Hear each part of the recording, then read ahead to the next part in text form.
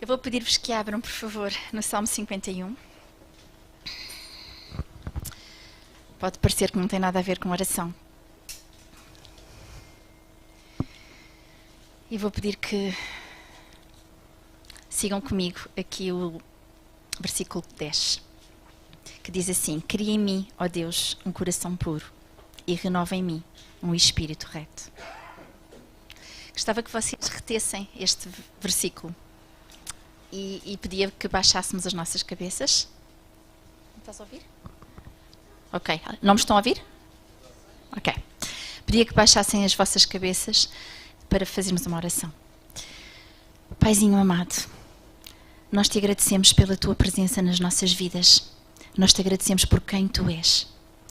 E nesta manhã nós queremos honrar-te.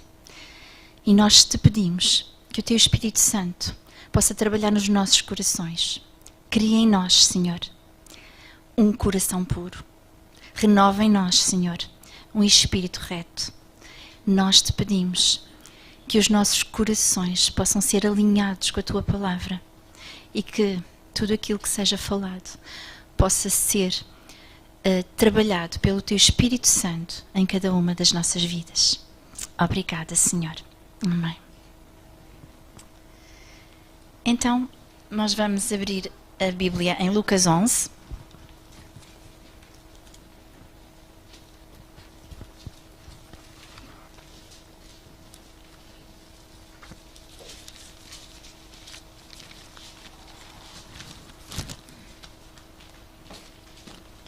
Versículo 1. E aconteceu que, estando ele a orar num certo lugar, está a falar de Jesus, quando acabou, lhe disse um dos seus discípulos: Senhor, ensina-nos a orar, como também João ensinou aos seus discípulos. Olhando para esta pequenina passagem, nós conseguimos aqui ver muitas coisas. A primeira é que, já antes João ensinara aos seus discípulos a orar. Jesus foi solicitado pelos discípulos que também os ensinasse a orar. E eles tinham acabado de o ouvir orar. Ele estava num lugar e estava a orar. E eles ouviram-no orar. E quando o ouviram orar, eu calculo que aquilo impactou a vida deles de tal maneira que eles pensaram: uau, eu tenho que aprender a orar assim. O que é que terá sido tão especial que eles quiseram também ser ensinados a orar daquela forma? Para eles pedirem a Jesus: por favor, ensina-nos a orar. Eu fiquei a pensar nisto. E Jesus, a seguir, diz assim: e ele lhes disse: quando orardes, dizei. Então, Jesus não disse assim: orar é falar com Deus, não há nada para te ensinar. É só falar. Jesus não disse isto.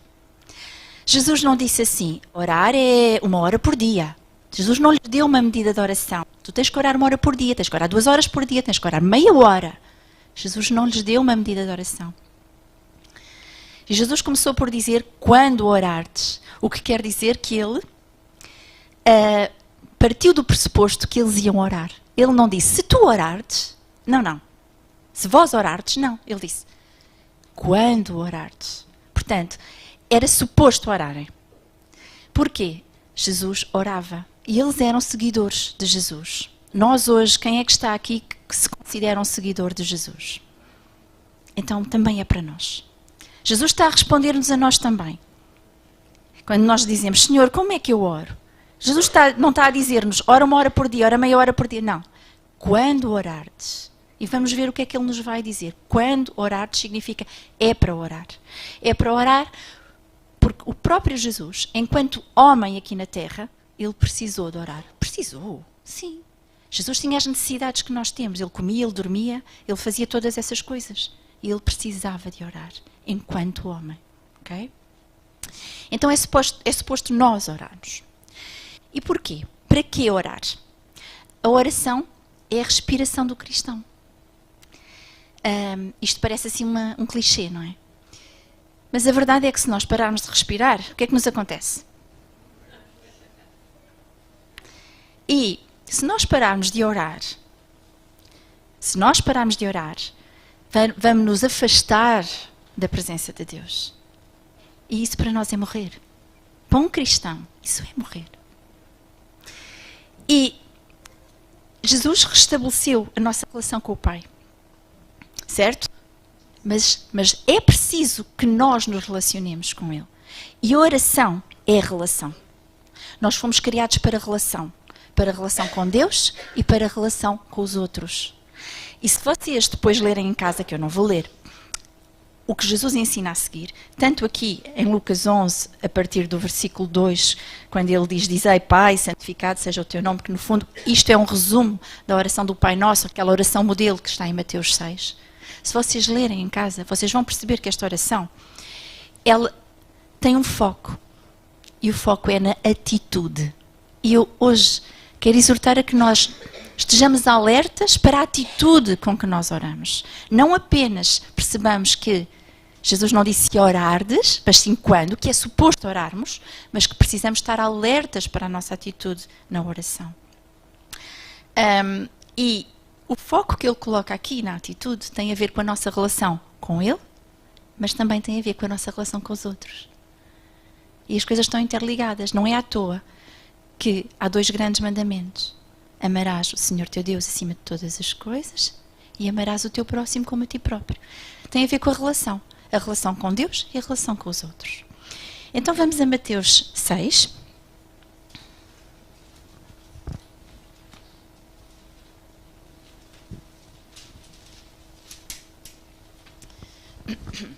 Em todas as relações, nós precisamos de cultivar a relação. Ou seja, vamos ver, Jesus orou num certo lugar, e à frente dos discípulos. Atenção, ele orou à frente dos discípulos. O que significa que ele não orava apenas recatado, mas também orava recatado. Porque a palavra diz-nos que ele se afastava para os montes, ele se afastava para os desertos, ele dizia aos discípulos, fiquem aí que eu vou orar. Portanto, ele tinha momentos de intimidade a sós com Deus. E isso é importante na vida de todos nós. Mas ele também orava noutros lugares, à frente dos discípulos. E a palavra em 1 Tessalonicenses 5,17 diz, orai sem cessar. Em Lucas 18,1, somos exortados a orar sempre e nunca desfalecer. Então isto quer dizer que eu tenho que estar a orar 24 horas por dia, Carla? Tem? Quer dizer? Não? Então o que é que isto quer dizer? Quer dizer que a minha oração deve ser constante. Que eu devo manter o meu relacionamento com Deus aceso. Porque se eu quiser ter uma relação com vocês, eu tenho que conversar com vocês. Eu tenho que estar com vocês. Quanto mais eu investir numa relação, mais aprofundada ela será. E o orar sem cessar significa essa constância. Imaginemos que durante o dia eu converso com Deus várias vezes. Mas isso não significa que eu não precise de um bocado de intimidade e de ficar com Ele, quietinha no meu canto, a orar e a estar com Ele. Eu durante o dia converso com o meu marido várias vezes, ou telefonamos, não é? Mas isso não quer dizer que às vezes, para aprofundar a nossa relação, para criar intimidade, nós não precisemos de nos recatar e estarmos os dois. E o mesmo com cada tipo de relação que nós temos. Aqui o meu Samuel, de vez em quando, diz assim, mãe, vamos tomar um pequeno almoço juntos. Ok, nós vamos falando por mensagem, por telefone, por aqui, por ali, estamos juntos em família às vezes, mas há um momento que tiramos para nós conversarmos e estarmos. E isso é importante para qualquer relação. E é isso que Deus pretende, que nós oremos sempre e nunca desfaleçamos. E ao fazer isso, ao ter esta atitude de estar a falar com Deus frequentemente, nós estamos a dar-lhe a Ele o lugar que Ele deve ter na nossa vida. E eu escrevi aqui algo que vou partilhar convosco, fruto deste meu estudo. Eu escrevi assim, orar sem cessar é dar primazia a Deus na aflição e na alegria. Eu pergunto, o que é que te motiva a orar? É quando estás aflito? Orar sem cessar é dar primazia a Deus na aflição e na alegria. É ter a humildade de lhe pedir a sua direção, mesmo quando Ele me deu o poder de eu fazer as minhas escolhas. É um modo de estar na vida, em relação com Deus. Então nós precisamos disso. Mas aqui em Mateus 6:5, diz assim, continuando aquilo que Jesus em Lucas começou a dizer, quando orares, diz assim, e quando orares, não sejas como os hipócritas, pois se comprazem em orar em pé, nas sinagogas e às esquinas das ruas, para serem vistos pelos homens. Em verdade vos digo que já receberam o seu galardão. Ora bem, foco na atitude. Estamos a orar para quê? Para ter a admiração dos outros? Oramos à frente deles para isso? Para aumentar o nosso ego? Qual é a nossa motivação para a oração? Estamos a orar porque temos medo? Ai, Deus vai me castigar se eu não orar. Tenho que ir a correr a orar. Estamos a orar porque estamos aflitos? Ou estamos a orar porque temos prazer na presença de Deus, porque queremos estar com Ele? Porque se não quisermos, então precisamos de voltar ao salmo que li há pouco. Cria em mim, ó Deus, um coração puro. Nós precisamos desta comunhão. Deus não precisa da nossa oração. Nós precisamos de orar. A nossa oração não vai mudar Deus. Nós vamos mudar na oração. Porque nós vamos nos acertar com o passo de Deus. Nós vamos conhecer mais de Deus. E a oração é diálogo. É interação. As relações são feitas de interação. Não sou só eu que falo com alguém também fala comigo. E com Deus é igual. É interação. Até como é que Deus fala connosco? Por esta palavra. A palavra de Deus deve estar presente connosco na oração. Os nossos momentos de intimidade, a palavra deve ter lugar. Porque Deus fala connosco assim. E nós precisamos desse diálogo para nós nos moldarmos, para sermos moldados por Ele. A Célia, um desses dias, ela estava a ensinar algo sobre a oração e eu achei muito bonito. Dizia que era um pouco como as crianças nos centros comerciais que pedem ao pai para lhes pegar ao colo porque elas só veem pernas, não é? Mas quando são levantadas, elas veem de onde o pai vê. E nós na oração começamos a ver como Ele vê. É isso que nos molda. E nós queremos ser moldados ou não queremos ser moldados? Adão tinha um momento de oração, um momento em que estava com Deus. Tinha aquele momento marcado com Deus. E quando ele falhou nesse momento, foi por quê? Foi por causa do pecado. Queremos nós realmente essa intimidade com Deus? Ou temos nós receio de estar nus diante dele? Será que o nosso pecado nos está a afastar desse momento? É preciso nós pensarmos nestas coisas e reposicionarmos o nosso coração, porque Jesus fez isso com eles. Mostrou-lhes a atitude que era necessário ter na oração. Versículo 6. Mas tu, quando orares, entra no teu aposento e, fechando a tua porta, ora ao teu pai que está em oculto. E o teu pai que vê secretamente recompensará. Ou seja, sim, tem intimidade. E orando, não useis de vãs repetições como os gentios, que pensam que por muito falarem serão ouvidos. Estas vãs repetições, nós pensamos sempre, aquelas lenga-lengas que em certas religiões eles fazem, sempre, a mesma ladainha. Não é só isso.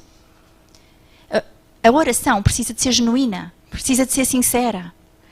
Eu posso orar o Pai Nosso, sinceramente, e não estou a fazer uma vã repetição. Mas eu posso orar o Pai Nosso, simplesmente como uma ladainha, e estou a fazer uma vã repetição.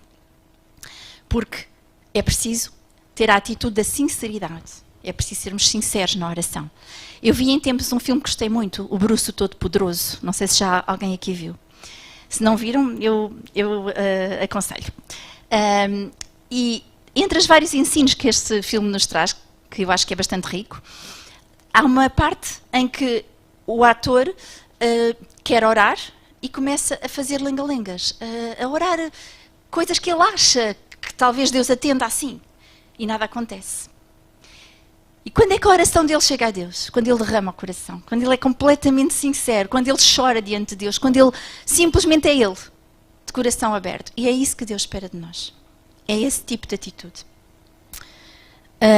Portanto, acima de tudo, o nosso foco deve estar nessa atitude e é essa a minha exortação. Que cada um de nós esteja alerta à atitude com a qual está a orar e que cada um de nós possa chegar a Deus com este desejo de ser moldado Cria em mim, ó Deus, um coração puro. Renova em mim um espírito reto. Amém?